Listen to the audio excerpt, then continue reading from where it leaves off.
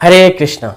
शुरू शुरू में जब मायापुर में कंस्ट्रक्शन का काम चल रहा था, मतलब मायापुर उतना डेवलप नहीं थे, तो श्रील प्रभुपाद उधर पे रहते थे। फूस के एक झोपड़ी के एक घर में श्रील प्रभुपाद रहते थे। तो उसके बाद जब लोटस बिल्डिंग का कंस्ट्रक्शन हो गया तो श्रील प्रभुपाद शिफ्ट हो गए लोटस बिल्डिंग में, और जो ब्रह्मचारी लोग उधर पे रहते थे वो लोग भी लोटस बिल्डिंग में रहते। तब लोटस बिल्डिंग जो थे उस मायापुर में सबसे पहला जो थे वो मतलब सेकेंड फ्लोर वाला एक बिल्डिंग थे। तो ब्रह्मचारी लोग और श्रील प्रभुपाद का कक्ष भी वो लोटस बिल्डिंग में ही थे। तो लोटस बिल्डिंग जब कंस्ट्रक्शन कंप्लीट हुआ तो लोटस बिल्डिंग कंप्लीट होने के खुशी में क्या हुआ, अगल बगल के और आसपास के गांव में जितने भी लोग थे ना, सभी को इनवाइट किया गया महाप्रसाद डिस्ट्रीब्यूशन के लिए। महाप्रसाद उन लोगों को महाभोज का आयोजन किया गया। तो आसपास के गांव से बहुत सारा लोग मतलब उधर पे इकट्ठे हुए थे महाप्रसाद आस्वादन करने के लिए। श्रील प्रभुपाद जी उस दिन बहुत खुश थे। मायापुर में राधा माधव का महाप्रसाद सबको डिस्ट्रीब्यूट किया गया था। जब श्रील प्रभुपाद मतलब सभी ये जो प्रोग्राम जो थे वो कंप्लीट हो गया तो श्रील प्रभुपाद उनके कक्ष में श्रील प्रभुपाद जी और हिज होलीनेस जयप्रकाश गोस्वामी गुरु महाराज वो दोनों आपस में बातचीत कर रहे थे।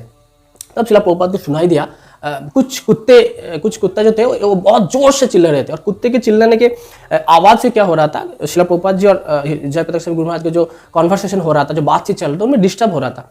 तो श्रील प्रभुपाद जी उठ के गए कि क्यों ये कुत्ते चिल्ला रहे हैं, तो इसलिए उन्होंने खिड़की के अंदर से वो देखने के लिए गया कि क्यों क्या हो क्या रहा है। तो हम श्रील प्रभुपाद जी ने जो देखा ना, श्रील प्रभुपाद के आंख से आंसू निकल आ गया। श्रील प्रभुपाद जी ने देखा कुछ छोटे छोटे बच्चे, और देख के ही लग रहा था कि वो बच्चे बहुत भूखे हैं। उनका जो ड्रेस वगैरह थे वो फटे हुए थे, मतलब देख के लग रहे थे बहुत ही असहाय अवस्था में वो बच्चे लोग हैं। और ये छोटे छोटे बच्चे लोग लाठी लेके कुत्ते के साथ भिड़ गए हैं, मतलब मारपीट करने लग गए, क्योंकि बहुत सारे लोग महाप्रसाद आस्वादन करने के लिए जो महाप्रसाद जो डिस्ट्रीब्यूशन किया गया था, जो दिया गया था, तो केले के पत्ते के ऊपर वो महाप्रसाद सबको मिला था। उसके बाद जो केले के पत्ता एक स्थान में इकट्ठा होने के लिए वो केले के पत्ते के गुच्छा हो गया था।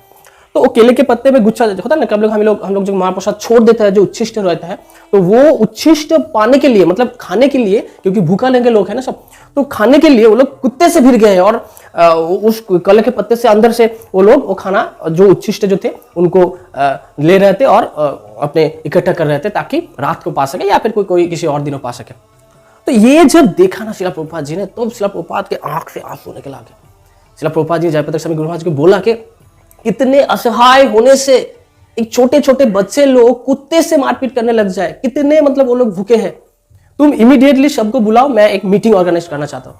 तो जयप्रकाश गोस्वामी गुरु महाराज सबको, मतलब सब जो मेंबर थे सभी को बुलाया। श्रील प्रभुपाद जी ने इंस्ट्रक्शन दिया कि देखो, अगर हम लोग भूखे रहेंगे ना, अगर इंसान जो इतने जो लोग हैं आसपास के गांव में, वो लोग अगर भूखे रहेंगे ना, तो कभी भी तन से अगर उन लोग पुष्टि नहीं मिलेगा, तन से अगर उन लोग खुशी नहीं रहेंगे ना उन लोगों के अंदर, तो फिर मन और आत्मा के बारे में वो सोच ही नहीं पाएंगे, भक्ति के बारे में कभी भी सोच नहीं पाएंगे अगर वो भूखा पेट रहे। तो हमें सबसे पहले ये करना चाहिए, ये मेरा इंस्ट्रक्शन है, कहीं भी किसी भी अगर इस्कॉन का टेम्पल बिल्ड हुए, कंस्ट्रक्शन हुए ना, इस्कॉन का टेम्पल जिधर पे भी बने ना, तो उसके 10 मील के दायरे तक कोई भी आदमी भूखा ना रहे, ये आप लोगों को देखना पड़ेगा। तो तब से श्रील प्रभुपाद का इंस्ट्रक्शन था कि इस्कॉन टेम्पल ऐसा होना चाहिए जिधर पे तन, मन और सोल, आत्मा, ये तीनों का पुष्टि मिले। इसलिए हम लोग देखे होंगे कि जब भी हम लोग इस्कॉन का कोई टेम्पल जाते हैं तो प्रसादम डिस्ट्रीब्यूशन के बारे में एक ज्यादा फोकस रहता है, ताकि प्रसादम के जब हम इस्कॉन टेम्पल जाए, प्रसादम हम लोग को मिले, हियरिंग करने के लिए मिले, भगवान का दर्शन हो, तो उसके बदले हम लोग को तन, मन और सोल, ये आत्मा, ये तीनों का पुष्टि मिलता है।